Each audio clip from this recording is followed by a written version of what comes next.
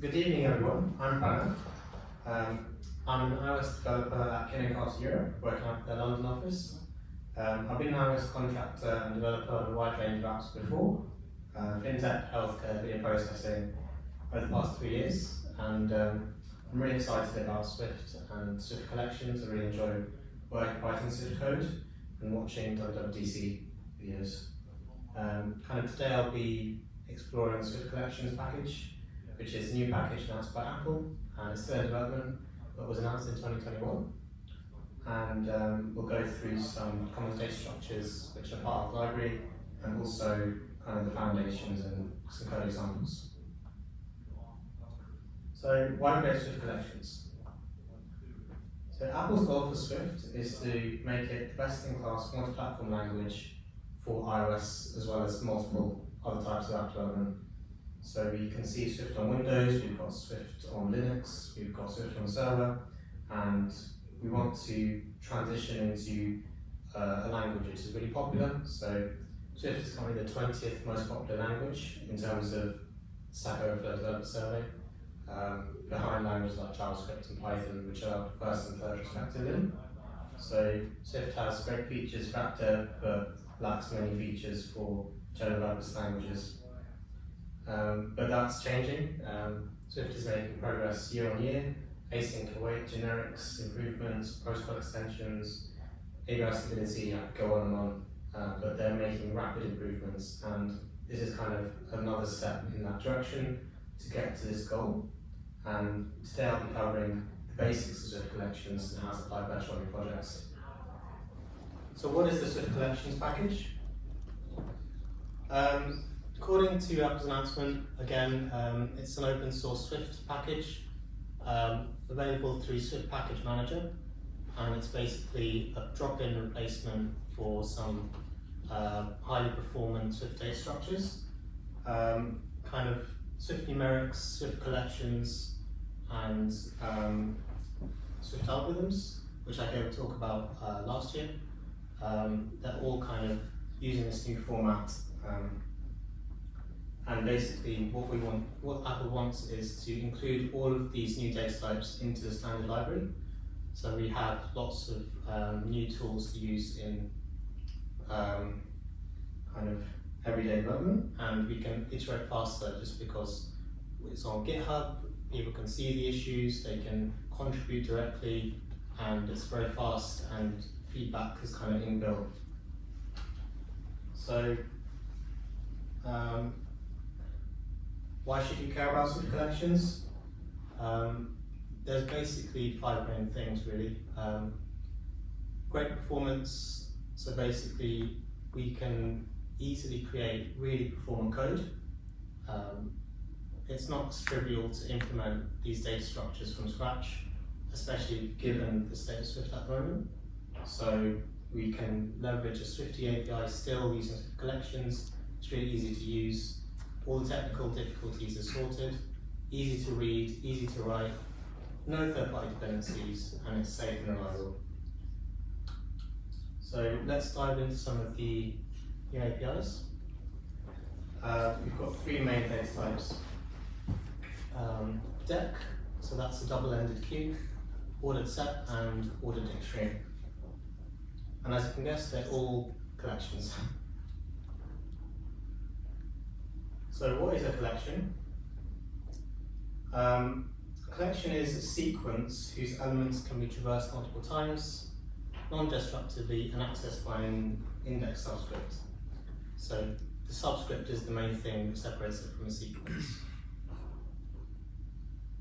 But this is just the beginning. Apple has ambitious plans for the package, and it's still going to make a lot more features in the future. Some features like heaps, priority queues, binary trees, they're all being developed and they're going to be ready quite soon. But we're not going to go through everything today just because it's not kind of possible. And we're going to focus on kind of the fundamentals. So queues, if you don't know what a queue is, it's another data structure. So what we have is first in, first out collection. So we unqueue an element to the back, and we dequeue an element from the front. So the first element that we insert into the queue is the first element that we get to take out. So we can't actually remove or add elements from inside indexes, and they're actually really common data structures, so we use them every day, and even though we may not realize it, knowing about them helps us quite a lot. So dispatch queues. Dispatch queue is part of Grand Central Dispatch. We basically creating a building block with a queue to create a larger, more powerful API, and we can kind of build more complex features by composing different features together, and this all helps with performance and good object-oriented programming. So it's really helpful in terms of laying the foundation, and that's why it's going to be in the standard library. So we won't even need to import it as a dependency, it will just be available. Stacks are similar data types to queues, but they're last in, first out. So what that means is the last element we add in is the first element we get out. As you can see on the diagram, it's called push and pop. These are also very performant, and we don't actually implement them from scratch, just because arrays already have this for free, and we have kind of append and remove last already in the library. So the stacks are really useful, and they're used in memory as well. So basically, when you think about Stack Overflow, that's actually a memory management issue. So for example, you have a stack in memory which stores all objects, and then if you go past the bounds, it kind of crashes. So as I mentioned earlier, double-ended queues or decks, it's not easy to build, but we kind of have all this extra performance just for free if we use a deck. And the new API has pop last, pop first, append and prepend. Decks are similar to arrays, just in terms of their API. So basically, we can use subscripts, we can initialize them just like we do arrays. We get random access collection, we get range basable collection, we also get mutable collection. So all of these protocols which we can build on, again, composing the existing logic and getting powerful features. So now that we understand what a deck is, we're going to see how we can dive into it. We measure performance of algorithms using big O notation, which basically means as the input size scales, how does the performance scale? So we consider them in terms of memory and runtime. Here we're just talking about runtime.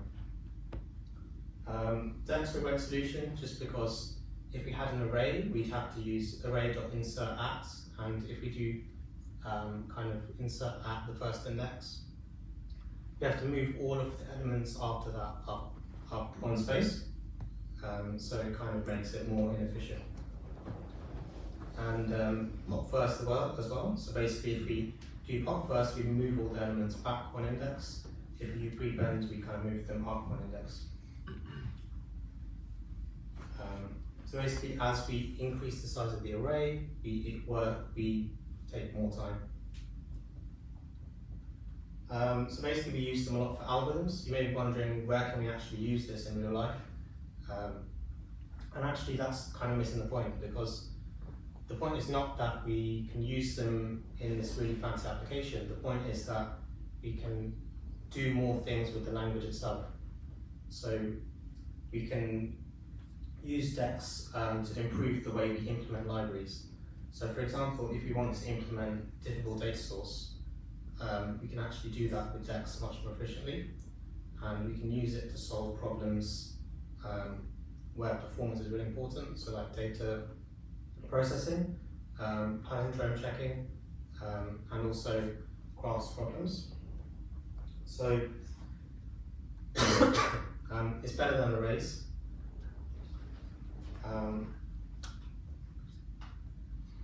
So I think what we'll do now is basically we'll go through an example just to see how we'd actually use it.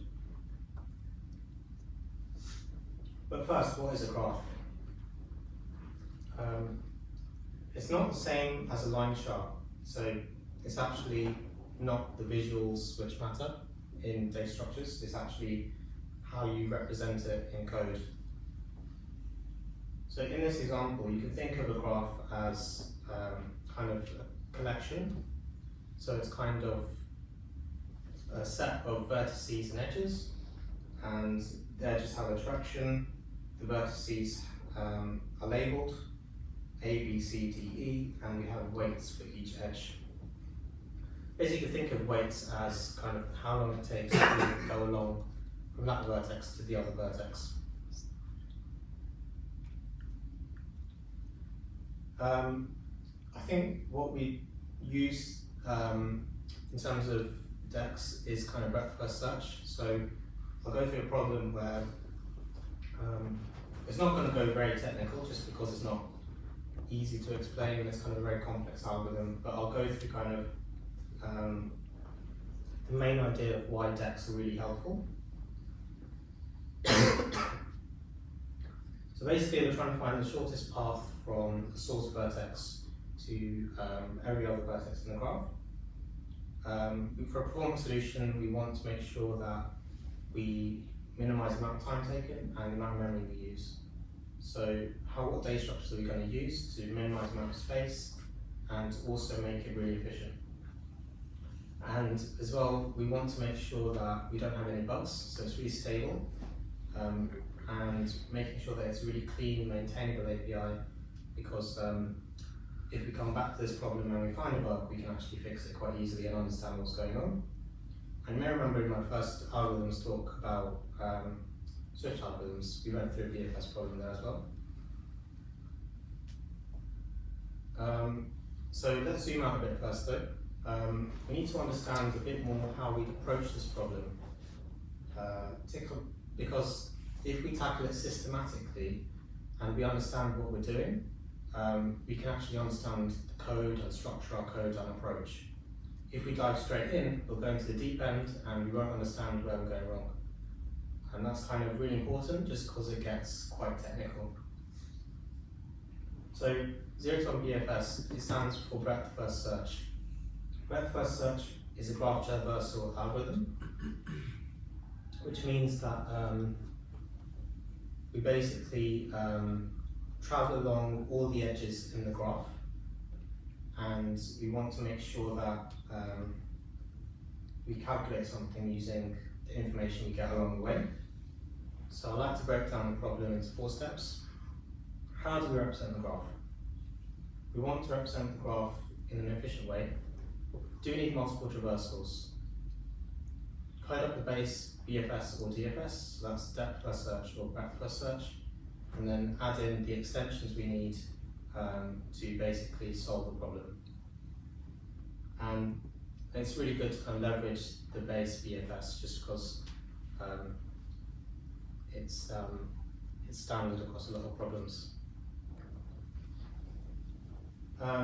So basically what I've done in this example is we've created a data structure to represent an edge.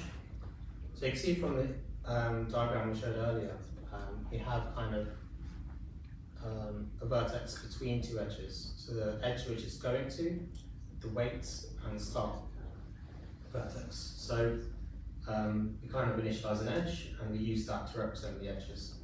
And then we store the edges as an adjacency list. This is a 2D array. What we're doing is basically, for every vertex in the graph, we represent the edges starting at that vertex as an array. And we're using an array just rather than a hash map or a dictionary, because it just makes it easier, because when we access it, it's an optional result if we use subscripts for dictionaries. And it's also more efficient than using a matrix. So kind of if you had a matrix for like all of the vertices and all of the vertices which we're going to, kind of makes it inefficient. And that's kind of, we want to save memory.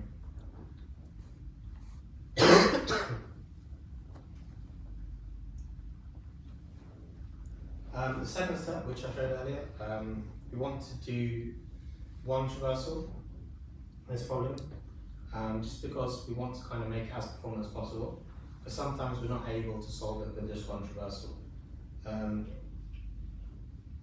breadth first search is really powerful because we explore the graph at a level by level basis. So basically, if we start at one vertex and we want to get to the next vertex, we go through all the vertices from that vertex which are directly connected, and only once we've explored all of those do we go to the next vertex. So we want to find the shortest path, and this is kind of the perfect fit for that problem because we're going to automatically traverse the graph level by level, and we want to make sure we use the right algorithm. So if we use depth first search, then we'd have to go through all of the vertices at all the levels in one traversal. I'm not going to go through the full breadth first search algorithm. So I'm only showing a partial code sample. But you can see here we've got the collections package, we've imported it, we've defined the deck data structure and initialized it with our source vertex, and then we check the distances from each vertex to each vertex, and we keep iterating through all the edges in the deck until we've gone through all the edges. That's while the queue is not empty, and we're using pop first to get the first element. Basically that's the first edge, and then we basically go through all of the edges from that vertex. And this is really good, it's really important. We're using pop first because if we do remove first from array, we do O of n, but this one is O of 1, as I explained previously. The final step is adding our 0 to 1 BFS.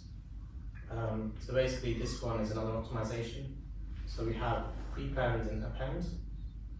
So we want to process the edges in the right order.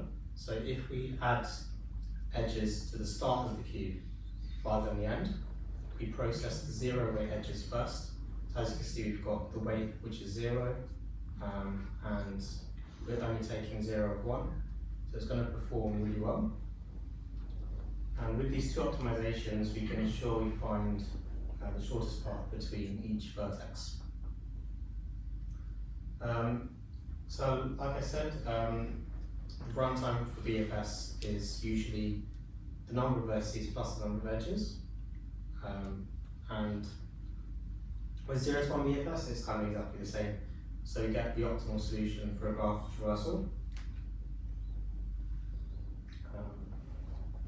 And we can also see that visually as well. So these are some early benchmarks. We've got array, we've got deck, and we've got C++.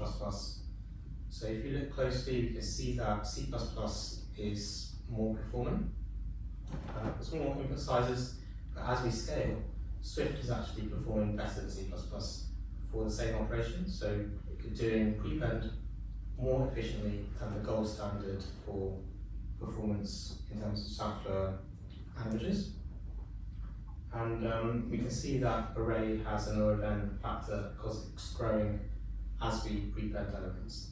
And it's exactly the same profile for pop first. Subscript getters, so these are kind of standard, quite easy to implement. And you can see that the performance here is also kind of on level with C++, which is again the gold standard. Ordered sets are the same as sets, so basically they all have unique elements. We can't duplicate elements. Even if we insert an element twice, it's going to be stored once. So basically we have an ordering, and we're leveraging the standard library. So basically you get all of the functionality like random access, subscripts, and range-based operations for free. And it's useful for things like table views. So for example, if we want to store bank statements data and we want to make sure that we get the order of the transactions in the right order in the table view, we can actually use ordered sets, and we don't have to use arrays, we don't need to worry about kind of ordering or sorting or anything like that. We get all of that just with ordered sets. But again, they're quite niche data structures, so we wouldn't actually use them in everyday development that much. But it's kind of nice to have just because in case we do need to use it, it's kind of there, and if we know about it, we can use it. So the ordered dictionary is kind of the same thing, key value pairs, but usually when you have a dictionary, you iterate it using kind of keys and values, and they're kind of not predictable what order you get them in. But with ordered dictionaries, the order you insert the elements into the dictionary, you get them back in the same order. An example, so you can see that we initialize the ordered set, same way as array, and we get different results sets. If we want to test their equal, they have to be in the right order and they have to have the same elements. And you get equatable for free as well. So basically, the main advantage with this is basically that it's easier to write code which is performant. So sorting is again performant, equality is performant, everything is performant. So you can see we've got 3 main functions here, and we've got an easy API to do everything. Performance profile, so basically we've got C++ here, we've got unordered set, and we've got sets across Swift. So basically we've got sets are more performant than ordered sets at large inputs in Swift. That's to be expected because we're doing more logic and we have to manage memory differently. So it's kind of really helpful to see that even with that slowdown, it's more performant than sets in C++, which is still really good.